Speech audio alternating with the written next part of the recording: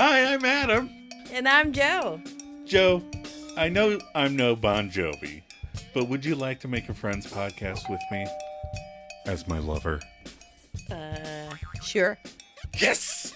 Together we are the Maladjusted Misfits! And this is the one where we talk about friends.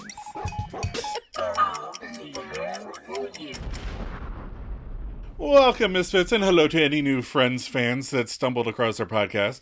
Every week we rewatch the next episode in sequential order because that makes the most sense. Yeah, and we break it down. And look up trivia. And we give our own maladjusted take on the whole tiny t-shirt episode.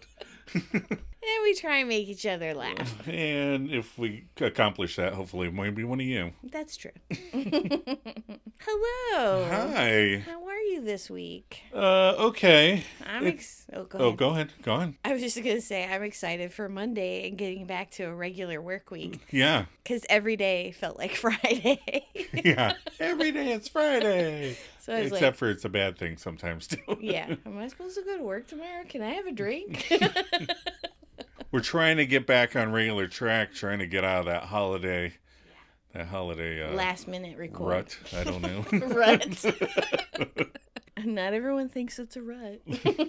All right. What are we doing this week? Well, the one with the tiny t-shirt. Yay. What's our plot? So Rachel goes on her first date after splitting with Ross with Mark.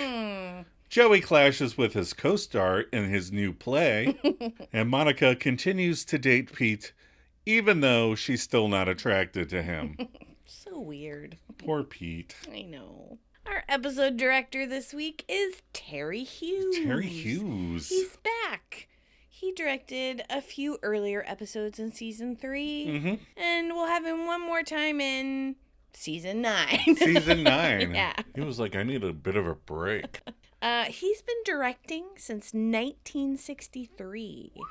And Nice. He directed over 100 episodes of Third Rock from the Sun. Oh. We never watched that, but... No. It was- I've seen it here and there. Yeah, It was always funny, but it was just... we just never got into the regular viewing of it. Yeah. Maybe because I made you watch Friends over and over again. Yeah. That could be it. Our episode writer is Adam Chase. Adam He's Chase. also back as a writer. Mm-hmm. He wrote 2 episodes this season and will be back in 4, 5, and 6. Okay. But then he left Friends, where he went to write for a short-lived TV series, which was once named Cursed. But then they changed it to The Weber Show. The Weber Show. Yeah, Okay. starring Steven Weber. He was in Wings. Oh, yeah. Okay. Yeah. And then Chris Elliott Right. from Saturday Night Live / Cabin Boy. Yeah. Your dad's favorite movie. My dad's favorite movie is Cabin Boy. Yeah, sad. I've never seen Cabin Boy, No. so I don't know. Oh my gosh. It might be a fun, quirky... It might be a lesser Tommy Boy. I don't know. What was our original air date? The original air date was March 27th, 1997. Okay. And that week, the number 2 movie was The Devil's Own, where a police detective, Harrison Ford, uncovers the real identity of his own house guest, Brad Pitt, is that of an IRA terrorist. Probably not the best detective. Yeah. That's pretty sad. It's kind of like when you're sleeping with an enemy or something. Yeah. And the number 1 movie, Joe, I'm going to read you the plot, and you tell me the movie as soon as you know what it is. Okay. A pathological liar. Liar, liar. That's right! Slash lawyer finds his career turned upside down when he inexplicably cannot physically lie for 24 hours. I thought that movie was funny. It We was still funny. watch it every now and then. Yeah, it's been a while. Yeah. But Yeah. it's cute. Yeah. It's, obviously lame in ways, but we still do the claw. The claw. We did that with the kids all the time. Yeah. And the goddamn pen is blue. I mean... The goddamn pen is blue. What a weird birthday wish. All right. Are you ready for some trivia? Yes, I am. Good. The tiny t-shirt is a reference to the song Relax by the band Frankie Goes to Hollywood. That's right. Yeah. Pete's prediction of in a few years' time, the majority of computers being equipped with voice recognition came true. I mean, there's plenty of things in our house that talk back to us. Right. Most computers, phones, Alexas do this. And he also stars in Iron Man, who has Jarvis. Yeah, and he directed Iron Man. I know. He predicted it, and he put it in his movie. That's right. This is Mark's last appearance in season 3.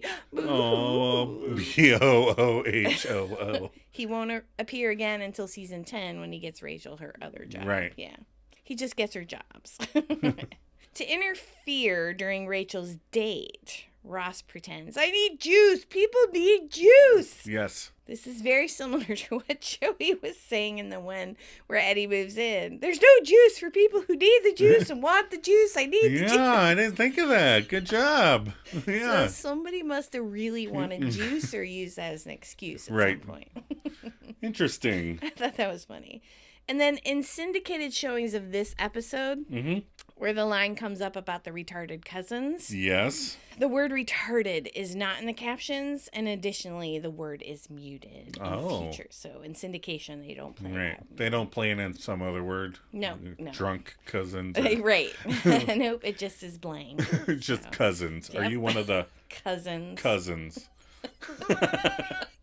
Which still sounds funny. Yeah. It works. It works. What were your episode reactions? My episode reaction, I really like this one. Yeah. I mean, there's lots of storylines. They are all a little bit nuts in this one. Yeah. Chandler and Phoebe provide a lot of solid backup to the main stories. And, Pete is always fun. And having been in the theater, I love all the rehearsal stuff. And as per usual, I love how Reg Rogers delivers lines as the director of Boxing Day. Cup of espresso up for me. That's like a combination of the espresso and a thumbs up. A cup of espresso up. So like I'm holding it up. Oh, all right.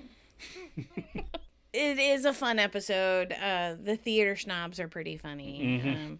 People needing juice. I love that. I don't know why, but that line always cracks me up. Yeah. I do love Pete. I love the one-liners from Chandler are priceless.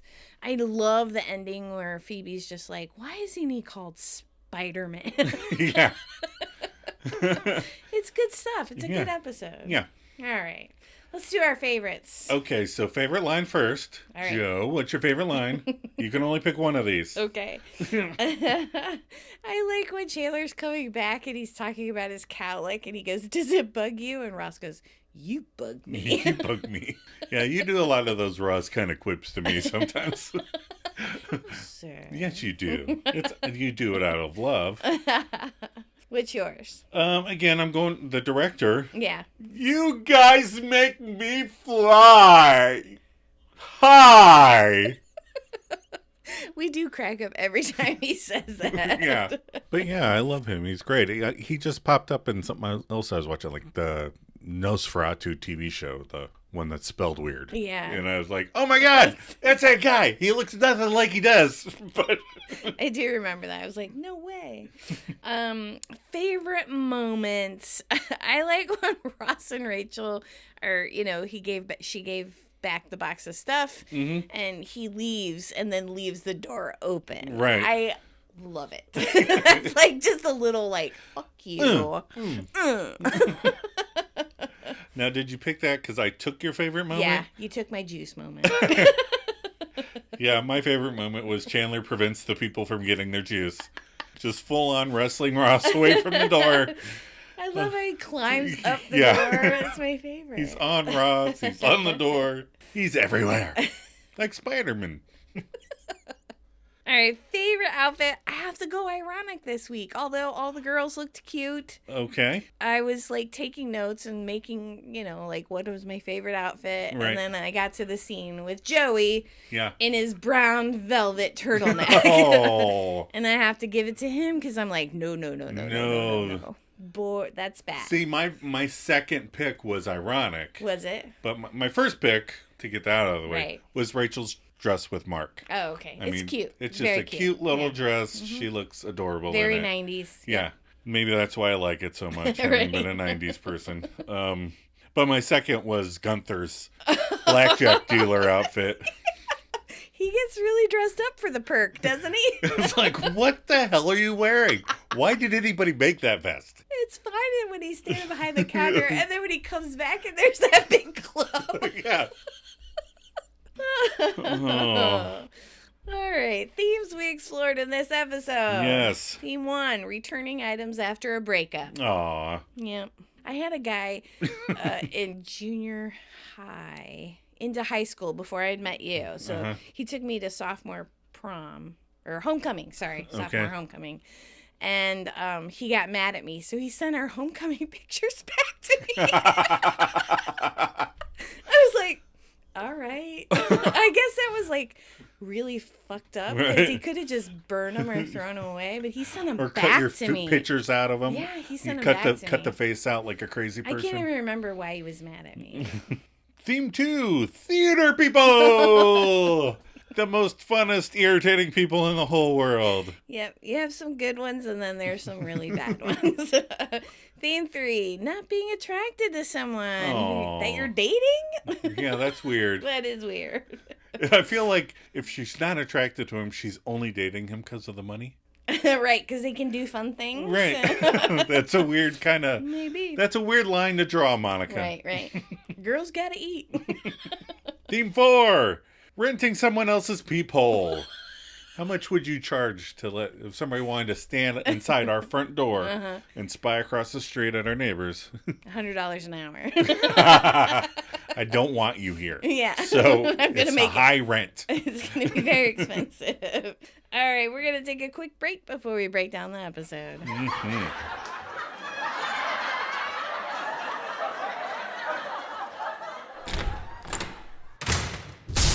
Uh-oh. What'd she do now? Just because she went to Yale Drama, she thinks she's like the greatest actress since sliced bread. Ah, sliced bread. A wonderful Lady Macbeth. God, I just hate her. I hate her. With her, oh, I'm so talented, and oh, I'm so pretty, and oh, I smell so good. I think somebody has a crush on somebody. Hey, Chandler, can we please stay focused on my problem here, you know? I'm talking about you, you big freak. Oh, you're out of your mind. Hey, you have nothing but talked about her for the last 48 hours. If you were in the schoolyard, you'd be pulling her pigtails and pushing her down. Oh, yeah? Well, then how come I keep thinking about her in all these sexual scenarios and stuff, huh?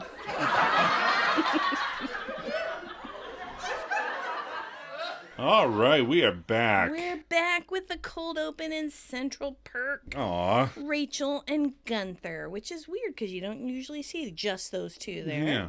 But Gunther is dressed, like Adam said before, like a blackjack dealer. Yes. Rachel's sitting at the counter and he pours Rachel a cup of coffee and then in his head asks her to go out to a movie sometime. As my lover. Or maybe get something to eat with me sometime. As my lover. Then Mark walks in and Rach is excited and says, "Let's go shopping." Oh, poor Rachel. There's some cut lines, which were really funny. Mm-hmm. Rach says, "I got a positive balance on my credit card and I want to use it up before Citibank goes under." Oh. So I looked it up to see if Citibank was going to go under in 97 and I couldn't find anything. So not sure why she said that. Well, there's all that savings and loan stuff from the 80s That's true. and early 90s, so. But Mark says that's a good idea. And then he says he needs to say something. Is that Ross was correctamundo? Possibly. He's always kind of had a crush on Rachel. You don't say. She's shocked. Really, Rachel? Yeah. Come on. Oh my God. My first thought, if I was clueless to the whole thing and he said he had a crush on me, would have been like, oh fuck. Ross was right. But Mark continues, "Since you were with Ross, I didn't do anything, but now that you're not, I'd like to ask you to go out sometime," which is what I'm doing now.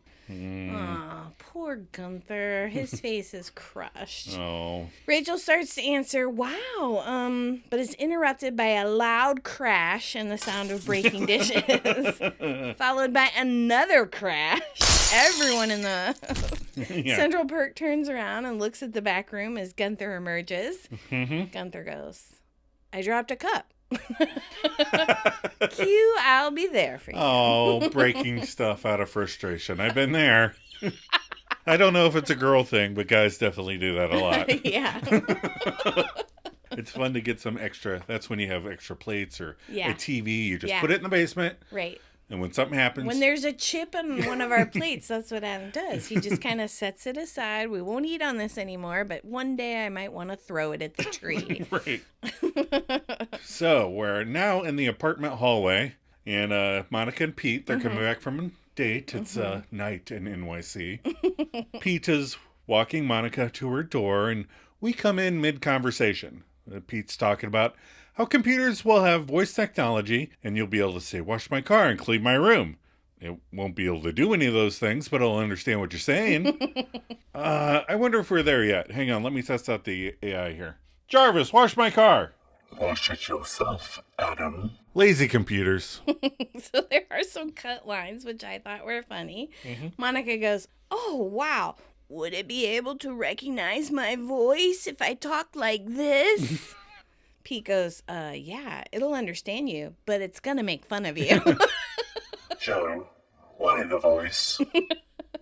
Monica says this was great, and Pete agrees before going in for a kiss that Monica dodges for a cheek kiss and then pats him on the shoulder and says bye. Poor Pete. Pete is let down, but we follow Monica into her apartment as she greets, hello, people who do not live here. And those people include Ross, Phoebe, and Chandler in a sweater vest. Yay! It's total fan service at this point, but I don't care. So the people that live elsewhere yell back hello at Monica. And Monica states that she gave them all keys for emergencies. And then Phoebe calls back, we were out of Doritos. oh, so cute.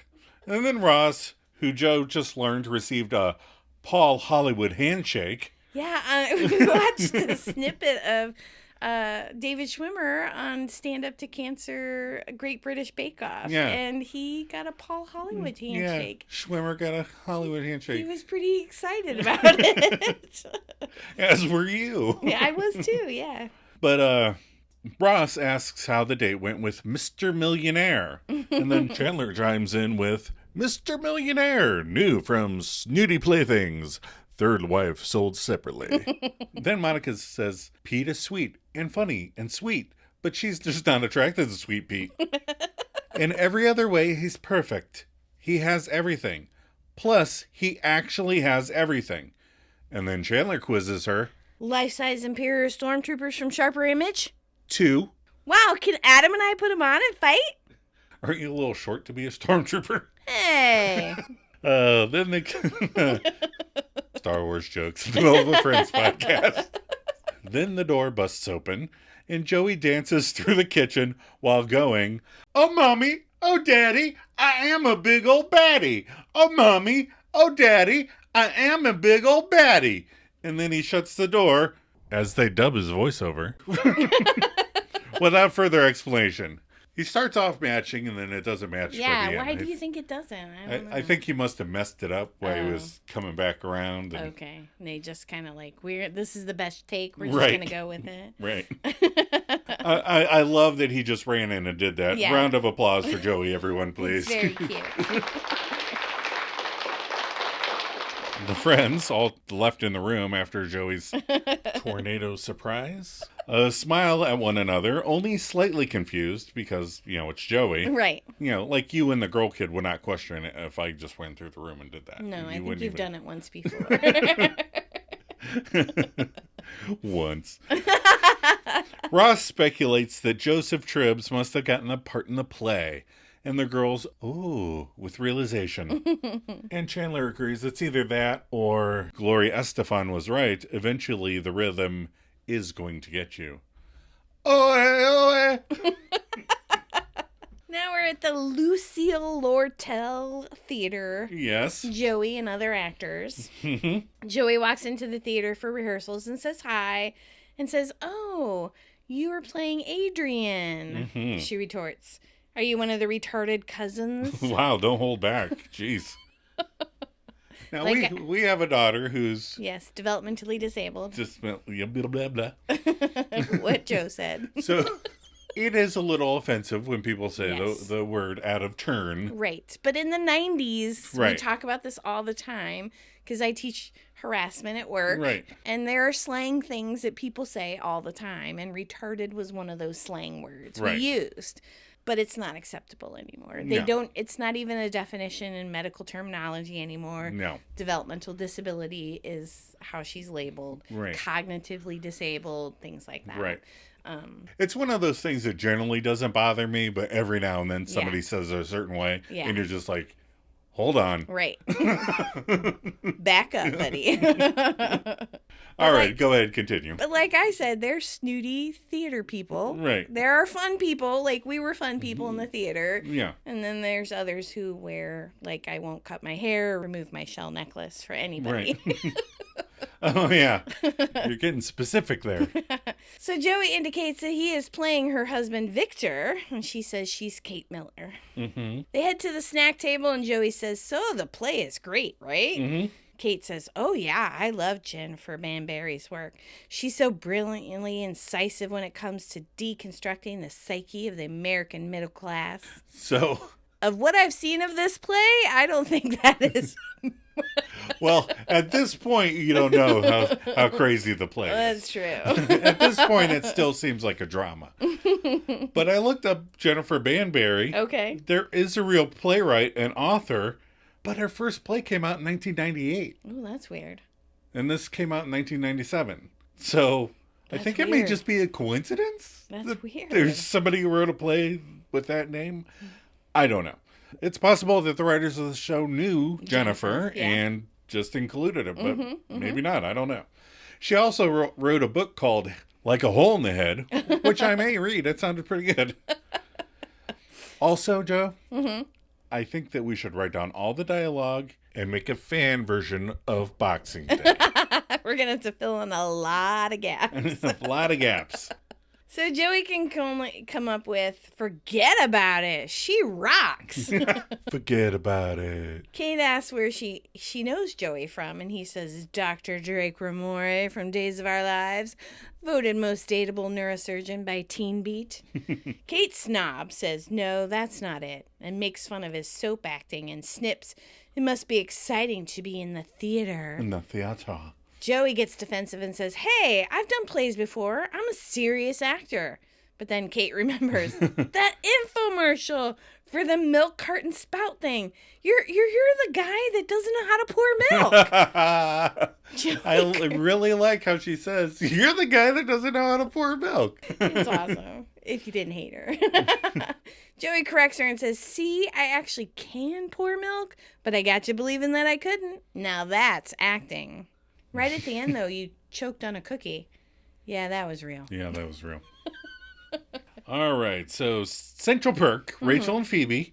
The ladies are on the sofa, and Gunther is perched behind them, taking orders while staring at Rachel. Phoebe cannot believe that Mark asked Rachel out. It did come as a shock to us all. On the positive side, Rachel did think about it, and she is going to tell Mark no. Gunther smiles and goes in as Rachel adds, I don't think I'd say yes to anybody right now. And then Gunther spins around and leaves before getting spotted. Then Rachel says, it's strange.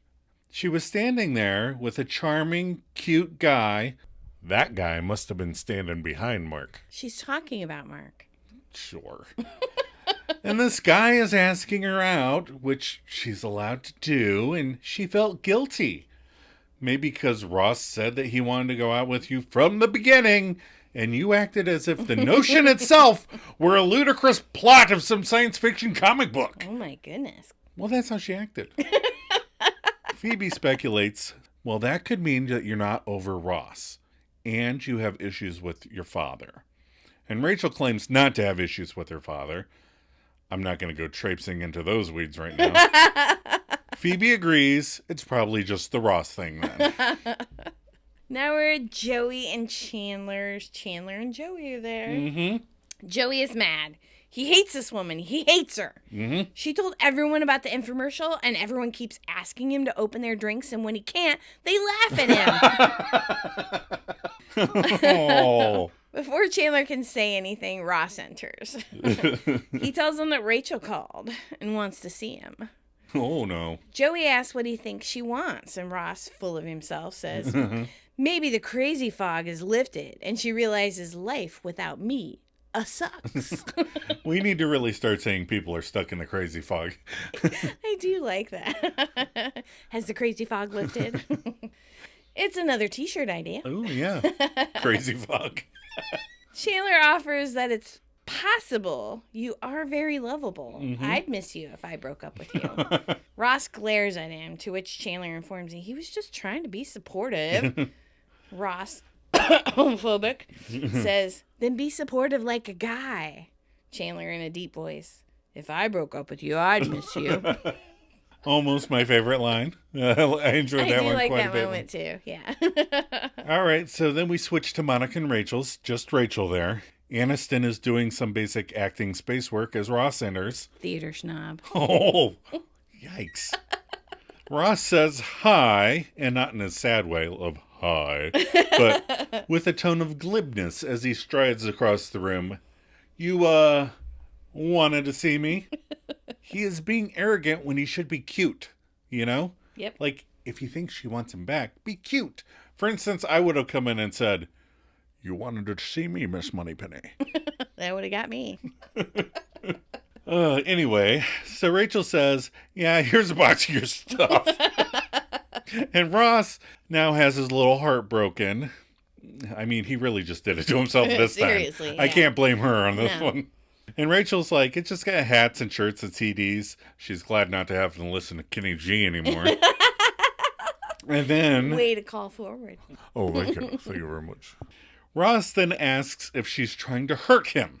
She is being awfully nonchalant about it. Right. It's just a weird time to be like, I need to see you. Here's all your stuff. Right. Like, he comes over all the time. Right. He was just there earlier. Yeah. She could have been like, hey, before you leave, there's a box of your stuff.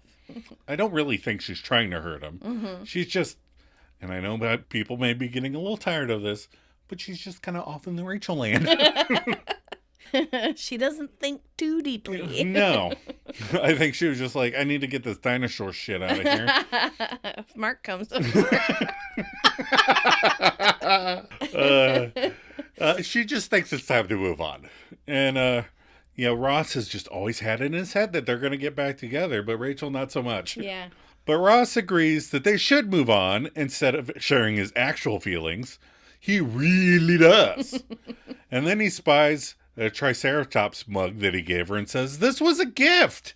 And Rachel jabs, you got that free at the museum gift shop. Ross says, it's still a gift. I got it from the gift shop. And these two are from different worlds, you know? I mean, to paleontologists, I think the gifting of any Triceratops creates a sacred bond. Kind of like if she gave him a pashmina. Oh, another call forward. Good job. But Rachel tells him, just give me the mug. But it's too late for that. In fact, Ross wants to know, where's the rest of his stuff? Like, hey, that random book over there is his. And that t-shirt you sleep in, he'd like that back too. Yes, he do.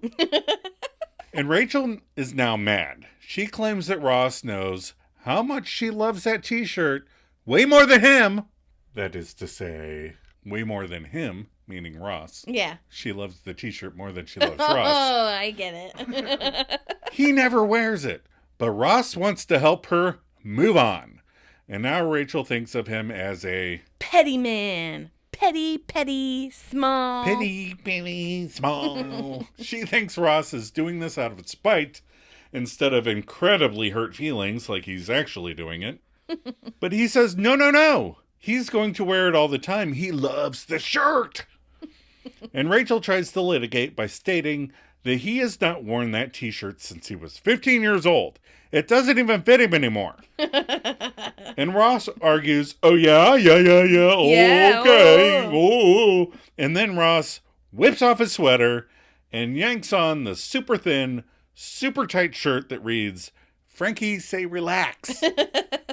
Oh, Ross. Don't do it when you gotta get to it. Oh, you changed it to Ross. Don't do it. That's cute.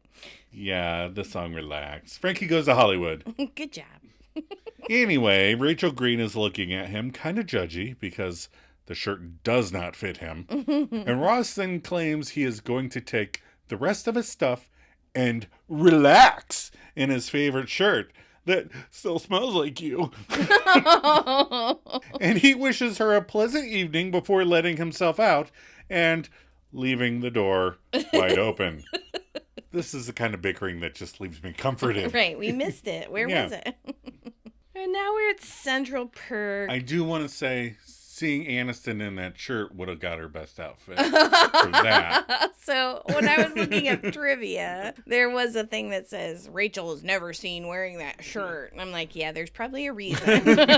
Yeah, there is. So we're at Central Perk with Joey, Chandler, Phoebe, Monica, and Pete. Yeah. Do the Misfits know that Jon Favreau was almost cast as Chandler? No. Did we share that? I don't think so, yeah. Well, there were a lot of people that tried out for it, but he actually tried out for it, and he was almost Jon Favreau was almost Chandler. Yeah. But Chandler could only be Chandler. Matthew Perry could only be Chandler. That's right. He would have been a very different kind of Chandler, I think. Yeah. I mean, he's still funny. Yeah. And everything he does, I love the way he delivers lines. Yeah. Jon Favreau.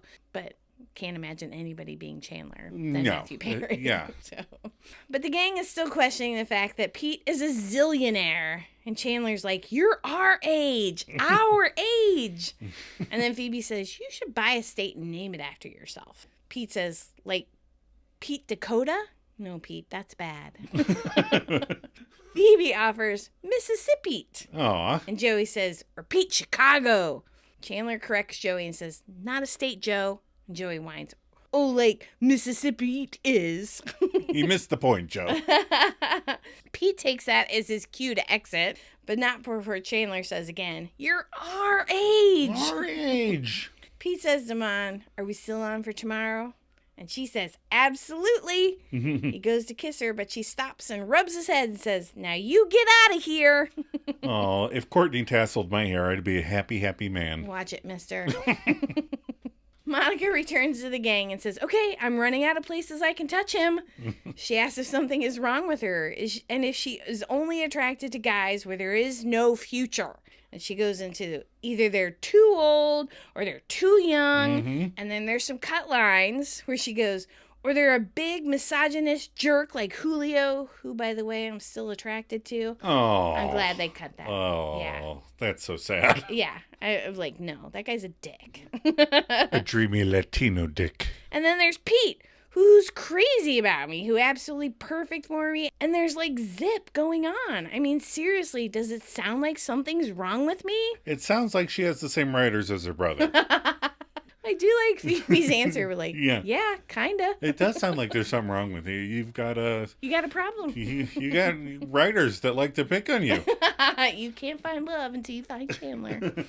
All right, now that we're at the Lucille Lordell Theater, Joey, Kate, and the director.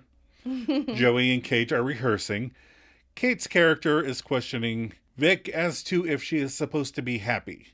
And Vic can't figure out what she's supposed to be feeling. And he talks to her, nothing. He looks at her, nothing. He tastes her face, nothing. He kisses her, nothing. The director stands up and says, tasty.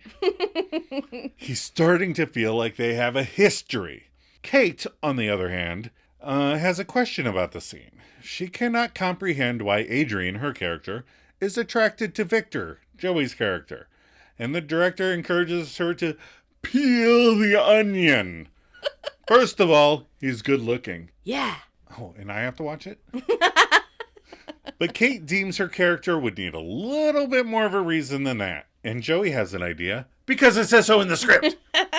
She gives him a look, and I think you can actually see the stick up her butt, although that's just me reading into it. Joey joins in saying he doesn't know why his character likes her either. I mean, in his script, it says that you're a bitch. And she's like, nuh-uh. And he's like, it doesn't mine. And he gives a little smile. I would have to be really mad to call somebody a bitch to their face. Yeah. You would tell me stories about how guys at work would call their wives bitches all the time. And you're like, if I was calling you a bitch to other people, I would be questioning our relationship. Right. That would make me feel bad about us. So now we're at the corner of Bedford and Grove hallway again. Mm-hmm. Chandler and Ross. The boys are coming up the stairs, and Chandler is whining about his cowlick. He can blow dry it, he can put gel in it. Still doesn't matter. I still wind up with this little cowlicky thing in the middle part of my head. It's so annoying. Does it bug you? Ross says, you bug me. Then Rachel and Mark come out of Rachel's apartment looking like they're going on a date, and Ross is stunned. Chandler asks, is there any chance you didn't see that? No luck. Cut to Joey and Chandler and Ross. Chandler is lying supine on the recliner. Ooh. Never have I ever seen anyone sit in a recliner like that. Right. But he tells Ross he cannot stare out his peephole for 3 hours or he's going to get peep eye. Peep eye. I like that too. Ross says he knew it and he was right. Mark did like her and she runs right out with him after they just broke up. Mm-hmm. Chan points out, you didn't just break up. Oh, that's true too. Ross says it's only been 3 weeks. And that's true. Chandler calls him out and says, you went out and slept with someone 3 hours after you thought you were broken up. Bullets have left guns slower. Oh, yikes. All these things are true. It's very true. He sees him come home and starts whining. If she kisses him goodnight, I'm going to kill myself. He turns away briefly, stating he cannot watch. But he goes right back and begs to her, come on, date over, date over. Oh, here we go. She's going in. But wait, he's going in. He's going in. The door's closed. I can't see. Chandler eases the tension by stating, the inventor of the door rests happily in his grave. Another good Chandler line. Ross says he has to stop it. Chandler asks, stop what? Ross says, I don't know, but I have a feeling that my being there will do it. Oh, God. There's some cut lines. Ross says, look, this guy is bad news, Chandler. I can sense he's an operator. Whoa. Chandler goes, Rachel wouldn't date an operator. They only make like 20 grand a year and they have to work nights. Ross looks like he's about to punch Chandler. That's when he comes up with the brilliant plan of needing juice. Oh, no. I do like that he's like, I just need to be there. Right. Whatever it is, I don't know what it'll it is. stop. Whatever they think about doing, it'll stop. So Chandler tries to stop the surprisingly strong Ross. It must be in the Geller genes, because Rachel says this in a later episode that Monica is surprisingly strong. Right. Chandler says, I'm your friend and I'm not going to let you do this. Mm-hmm. Ross is now dragging Chandler and the foosball table towards the door. Right. Where he says, you're surprisingly strong. Ross yells, I need juice. People need juice. Juice. I need. Chandler climbs the door and tries to keep him from opening it and says, she's moving on, okay? It's not this guy. It's going to be somebody else. And unless you're thinking about subletting my peephole, you're going to have to get used to the fact that the relationship was over. Okay, man? It's over. Mm-hmm. Ross gives in and says, yeah, okay. It's just that I miss her so much. Chandler goes, I know. And he rubs Ross's head. He's all balanced on top of him and rubbing his head. And then there's a cut line where Chandler steps down and goes, is it me or did subletting my peephole sound kind of dirty? Ew. All right, so now we're at Monica and Rachel's. Mm-hmm. Rachel and Mark. Ugh. The pair are in the kitchen, and Mark is questioning why all their coffee mugs have numbers on the bottom. Rachel explains so that Monica can keep track of them. If one is missing, she can say, where's number 27? She has 27 mugs? Of course, I probably have 57. So. Yeah. I have a lot of mugs. Rachel sits and Mark plants a kiss on her. While she doesn't giggle and start slapping him, she does look at him like he's Richard's son and backs away. She says, good one. You know what? And Mark replies, no, and I don't think I'm going to want to. She can't do this. Yep, that's what he did not want to know. And she explains that she's just doing this to get back at Ross, and that's not fair to Mark. And Mark surprises me by bowing out gracefully and respecting Rachel's decision. Oh, wait, no. He says, fair schmear. You want to get back at Ross? I'm here for you. Let's get back at him together on this couch right here for the next 43 seconds. And Rachel, instead of saying, wow, you are just the horn dog that Ross made you out to be, She fucking apologizes to him. I know. I don't know what's going on with her. And then Mark relents, stating, I can just go home and get back at Ross by myself. And then I think she finally picks up on the underlying festering scum beneath Mark's fashionable facade. Because she kind of gives him side eye. I think she says God. Like, oh, God. Oh, no. Yeah. I just dodged a bullet. So now we're at the Roosevelt Hospital Pediatric Center with Monica and Pete. Okay. Some spokeswoman is talking about something that has become the penicillin of the 21st century. Okay. And Pete says to Monica, hey, can I ask you something? And he asks, where are we? Monica, who is in full-on Adam mode, looks around and says, well, with all these doctors and nurses, I'm going to say midget rodeo. Yeah, I would do that. Pete says, just tell me the truth. And she tries to soften the blow by telling him that she just got out of a serious relationship. Pete's not falling for it. Nope. Wasn't that like a year ago? Crap, so I did tell you. Then she tries that she's just in a place in her life where she needs to focus on me. You know what I mean? Pete goes, oh yeah, I know that. Again, not falling for it. Come on, Monica. This guy is smart. Yeah, this is a smarter guy, not a high school senior. Monica confesses that she so wants to be attracted to him. And Pete takes it rather well and says, but you're not. Okay, good. But he does look like he wants to cry, but he's a Yeah. room full of people. She apologizes and Pete tells her not to be sorry because it's not so bad. Monica questions why it's not. And he says, I know I'm no John Bon Jovi. To which Monica and everyone else laughs. Or someone else you find attractive. I just think, that you might end up feeling differently. Monica tells him he seems awfully confident for a guy she just told she wasn't attracted to.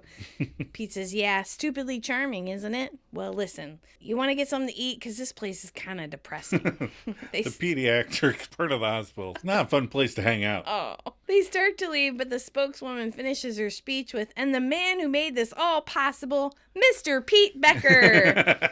Pete turns to Monica and says, 1 second. He takes the scissors, cuts the ribbon, gets a picture taken, and they leave. That's a fun little moment, too. It is. So, side note, I looked up actors and musicians in 1997. Popular actors and musicians, right? Okay. Top actors at the time, Robin Williams, Jim Carrey, Mel Gibson.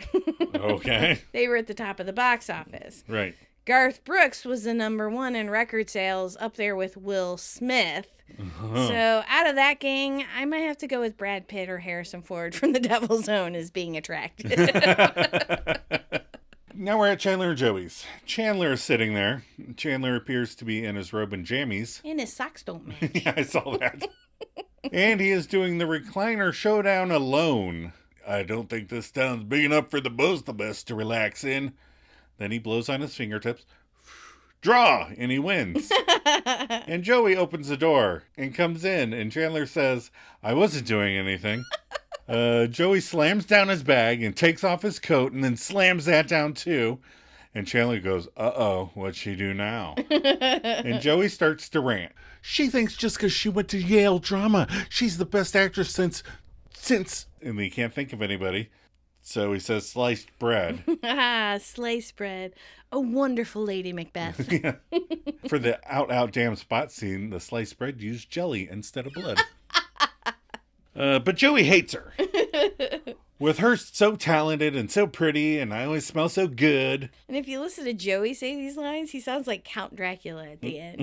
Ooh, it smells so good.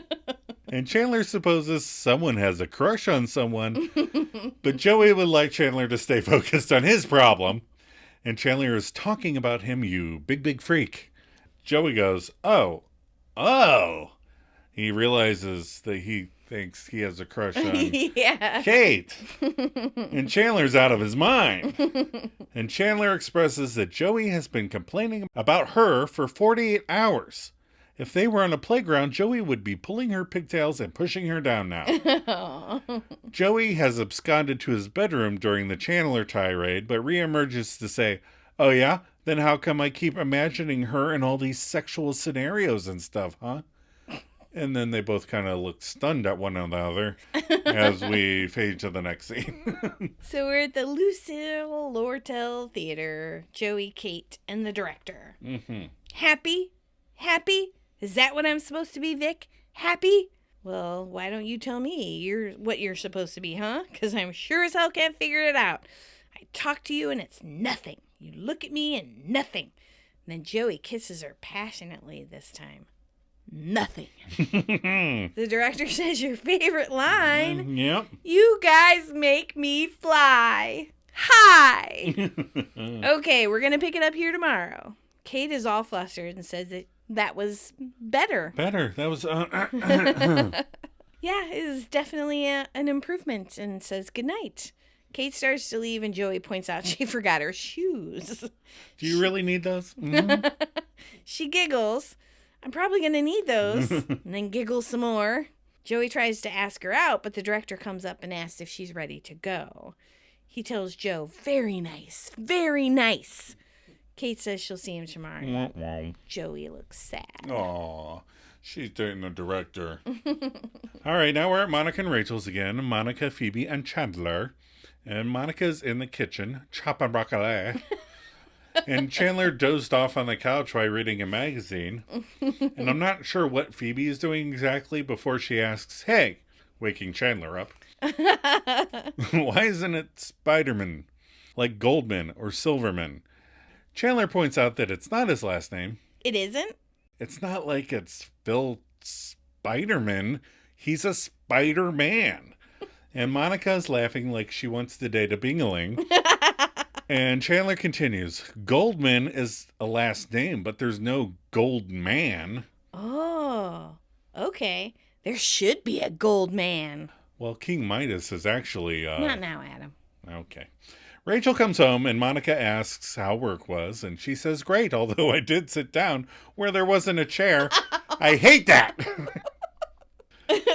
Monica points out that Ross dropped off a box of her stuff, and Rachel admits that she probably had that one coming. And she goes, it's probably just a bunch of shampoo or regular poo. No! Fine, I added the regular poo.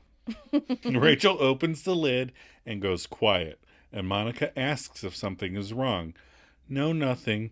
The only item in the box is the Sleepy Time shirt. Aww, cue Joe crying.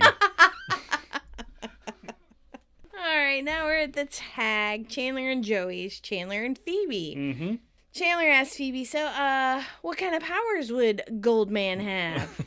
Phoebe says, well, he could turn things into gold. Yeah. But he asks her, what if things are already gold? And she says, his work is done. Then there's some cut lines. Okay. Phoebe says, okay, I have a friend named Jimmy Tupperman. What would his powers be? Chandler says, Tupperman. He would keep criminals fresh until the police came. And then he goes, okay, let's play my game now. Okay, all right, you yellow-bellied little lily-livered draw. And they both kick up the footrest like an old-fashioned gunfight. And that's the end of the episode. That's the end. Cut and print. That's right. We're going to take another quick break. We'll be right back. Yep. Hey, this was a gift. Ross, you got that for free from the museum gift shop. It's still a gift. I got it from the gift shop. Okay, all right, give me the mug. I'll keep the mug. You know, don't do me any favors. In fact, where's the rest of my stuff? Like, here, this book is mine. And that t-shirt you like to sleep in, I'd like that back too. Yes, I do. You know how much I love that t-shirt. You never even wear that t-shirt. I'm just trying to help you move on. Oh, you are a petty man. You are a petty, small, small. Small. You're just doing this out of spite. No. I'm gonna wear this all the time. I love this shirt. You have not worn that shirt since you were 15. It doesn't even fit you anymore. Oh, yeah.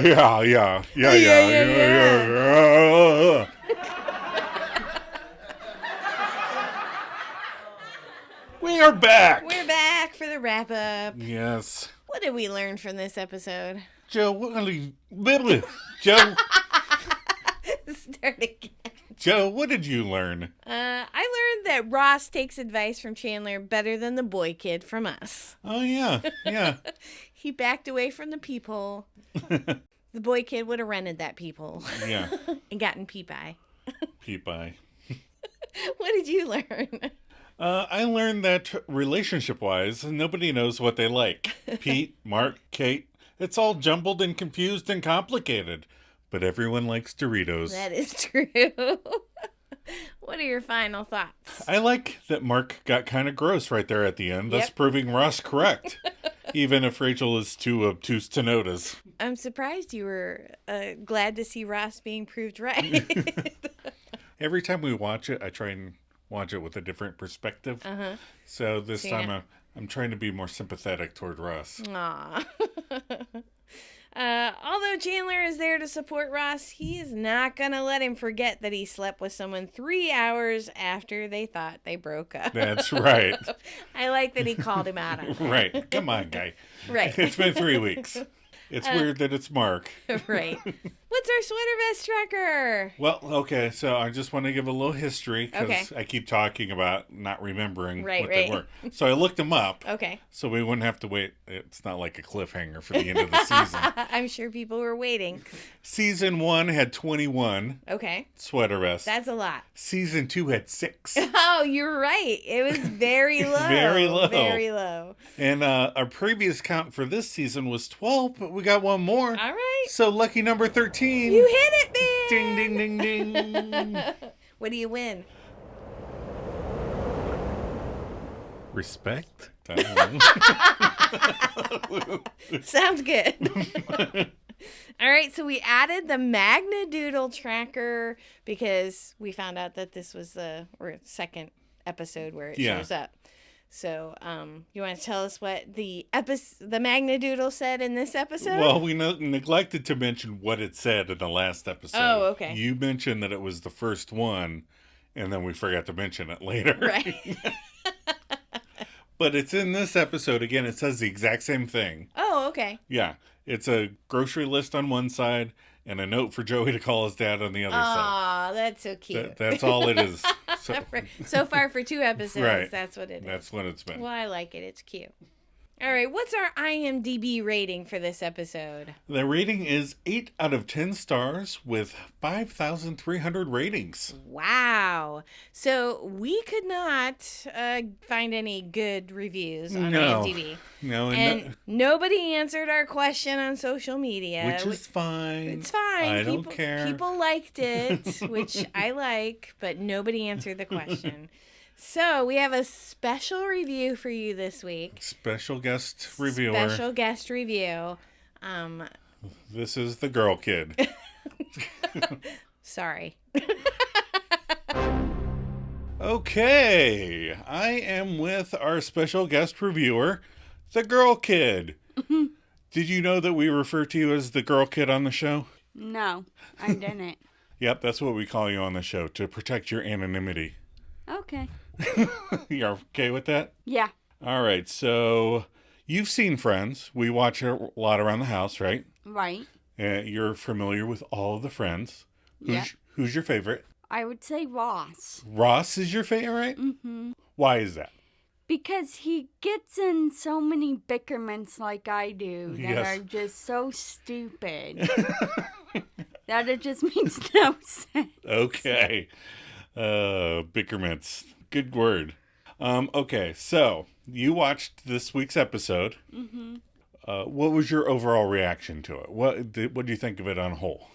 It was really funny overall. Okay. And I really did enjoy this episode. Okay.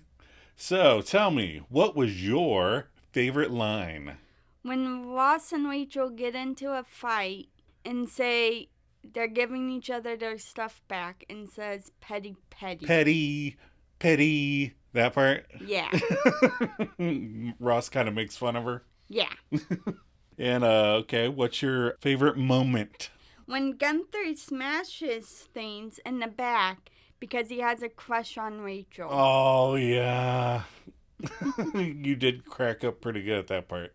And what was your favorite outfit? Phoebe's flowery dress in Central Park. Okay. It was a cute dress. Yes. Any other last things you want to say before you quit your first review? That if you really like Friends, you should just watch it because it's funny all together. Funny all together. Perfectly said. Okay. Thanks so much for joining us. We might have you back sometime. Sounds good. Okay. And thanks for having me. All right, so that's after the review. Okay. You have not heard it because I'm doing it the next day. That's right. It's going to be a surprise to me when I listen to it on Friday with the rest of you. Right, so we're going to go on with the rest now. Okay. But you don't know what the girl kid just said. Nope, have no idea. What's next week's episode? Next week is the one with the dollhouse. Ooh, I love the dollhouse one. Tell us the synopsis. Monica inherits an antique dollhouse that Phoebe isn't cool enough to play with. Aww. And Rachel regrets setting up Chandler with her boss, Joanna. Okay, I'll give you a call sometime. I don't like the whole Joanna Chandler matchup. I know, you don't like it at all. No, it's fine. It's okay. We'll talk about it next week. Yeah. All right. I like Joanna. I think she's fun. She's fun. I just don't think they go together. Are you ready for some maladjusted content? Sure. It's already been a little maladjusted. We got a maladjusted kid in on the mix this week. We have... What did we watch this week? We have quite a list. It's very eclectic. It's a very eclectic list this week. So, first thing we watched was the movie Upgrade. Yes. It's science fiction. Yep. Which is good. Yeah. Marshall Logan Green. Mm-hmm. Yeah, I enjoy it quite a bit. Yeah. And we watched it before. Yeah. Somehow we got the girl kid to sit down and watch it with us. Yeah, I'm not sure. I don't think she stayed the whole movie. No. She only stayed until the first time he fought. Yeah. And he cut that guy's head in half.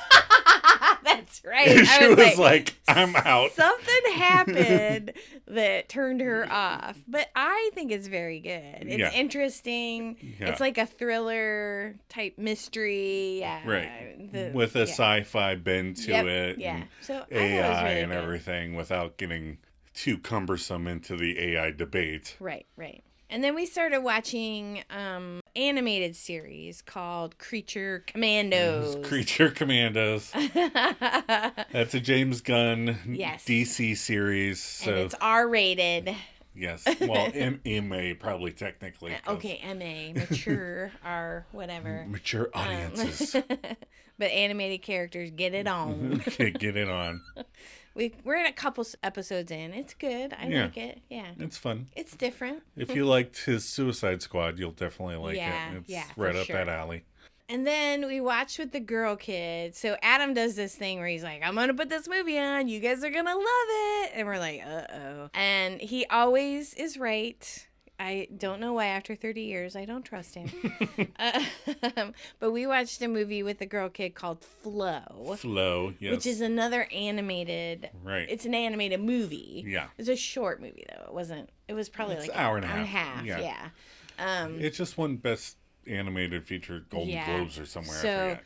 You gotta watch it. It's adorable. If you ever saw that movie with the dog and the cat.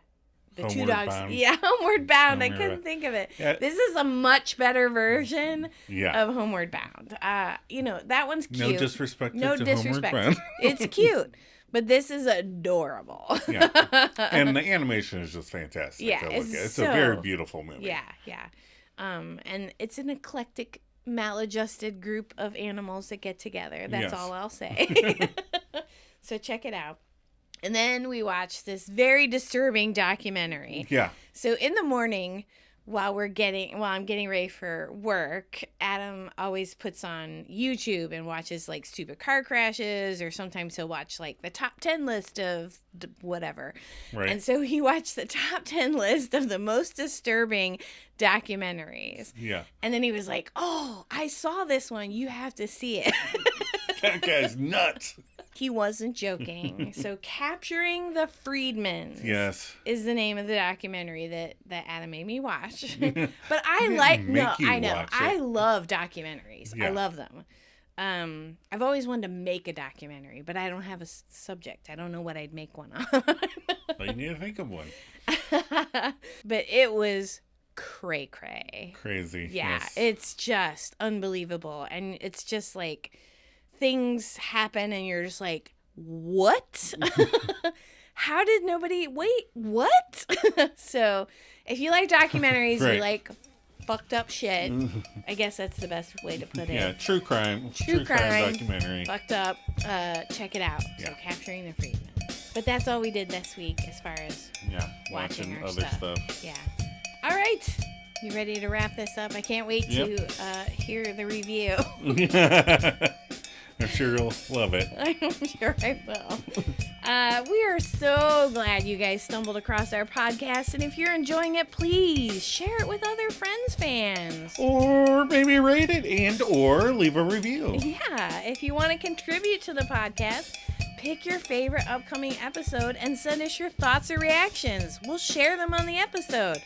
You can also just write and say, hey, we got an email this week from Terry R. She just wanted to check in and say she heard her episode. She was very excited. She got some street cred from her kids. Nice. For being on the radio, you know. Oh, yeah.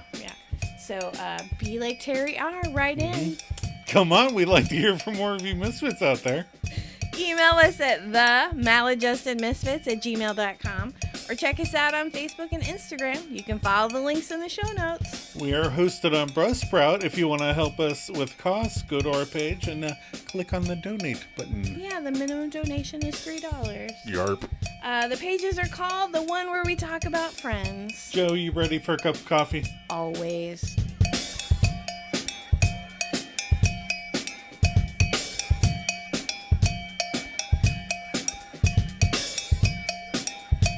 If I broke up with you, I'd miss you.